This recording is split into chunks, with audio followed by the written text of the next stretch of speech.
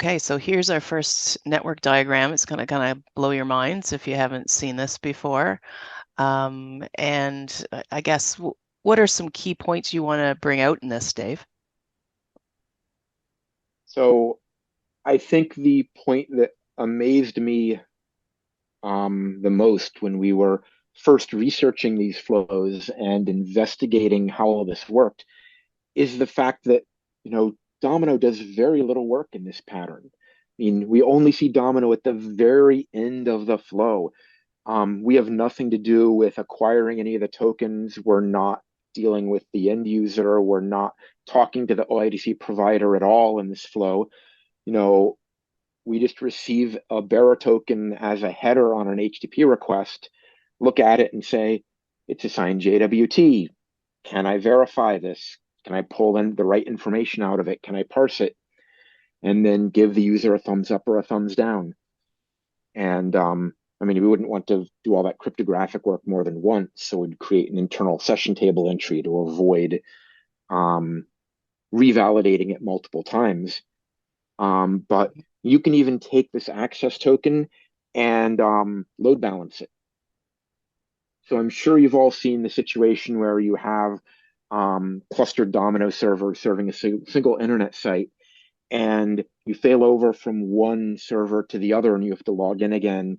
And then you fail back to the first server, and server number two stepped on server number one's cookie, so you have to log in yet again. None of that happens here Mm. because the first server receives an access token, it parses it, and it says, okay, I will remember that this is a valid token for this user. And then whenever you send that token to that user, at least until the access token expires, it's okay. If you get redirected through a failover or a meddlesome proxy or something to a different server, that server will validate the token, create its own session table entry for the duration of the access token, and that bearer token is now good with both servers. And there aren't any cookies for one server to step on the other.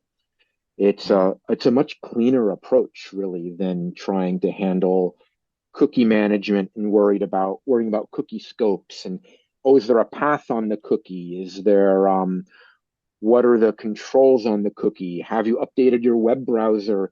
And now, the same site parameters on the cookie are being treated differently than they were last week. So now all of my cookies are broken. All of that goes away when you're handling an access token. So you have a much smoother user experience with this. Right. And it's much easier for the application to control the user experience as well. Because in what you get back on a failure here from Domino isn't a 302 redirect to a login page. What you get back is a simple 401 authentication failure. So your application logic can handle that 401. You don't even need to surface it to the end user. Just process the 401, take the refresh token that you acquired from the OIDC provider's token endpoint, use that to get a new access token and a new refresh token, then retry your request with the new access token. Hmm. And the user, won't even know that your access token that might only have a lifetime of, 5 or 10 minutes has just expired. Um, but it does mean that if someone, manages to steal that access token, it's only good for 5 or 10 minutes. That's brilliant. Dave, what's in the access token that identifies the user? Is it their email address? Um, yes, Domino uses. So one of the reasons why we say that we support HTTP bearer authentication with access tokens acquired from an OIDC provider is that, as I said before in the previous video, OIDC didn't really say what had to be in an access token. So you had opaque tokens that you might not be able to parse. You might have to send it back to the provider and introspect it to require information about the user from the provider directly, which is a real performance nightmare if you're doing that on every HTTP request. I mean, think about it. So what OIDC did is it set a standard for these claims must be in the token. and the claims must be in these formats in the token, and all of the dates must be in this format. There must be a key identifier so I can identify the right key to verify the token, and also standardized an email claim, which was, not standard or even widely used prior to that point. I'll So, I'll jump in here and do a shameless plug. A colleague of mine, Chris Beckus, and I did a presentation at CollabSphere, I think last year, on what's in a JWT and the format and the claims and how you could parse it, what you could look for, and how it gets past the domino. So if you jump out to the OpenNTF YouTube page and have a quick search there, you'll see that video and get all of those gory details. Oh, maybe you could share the great. link in the description. Well, that's what we'll do. We'll put the link in this Okay, description. Good idea. Thank you. thanks. I had another question about this slide, Dave. When you look at this diagram, I see it at the very top. It starts with the web native mobile SPA app. But can you tell us a little bit about what is that user agent that you point to next in the flow? So that was a little weird to me at first too. You normally see a web browser as a line in one of these network diagrams, and the web browser is handling all of the communication here.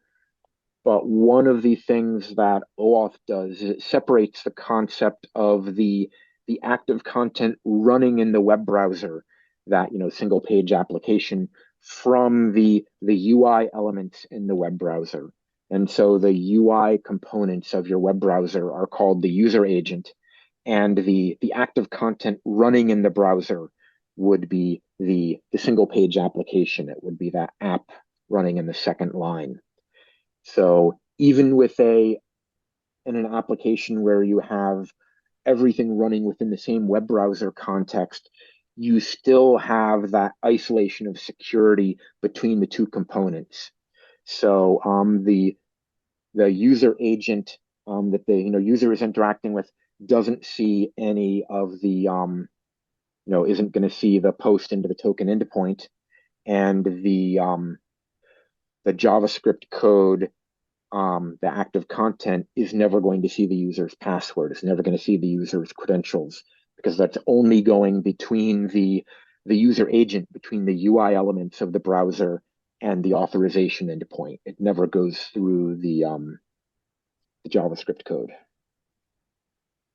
So, in much in the same way that paranoid people like myself would use NoScript to disable JavaScript everywhere to keep active content from trying to steal our credentials, these flows, do that for you by handing off the user interaction to the UI components of the web browser.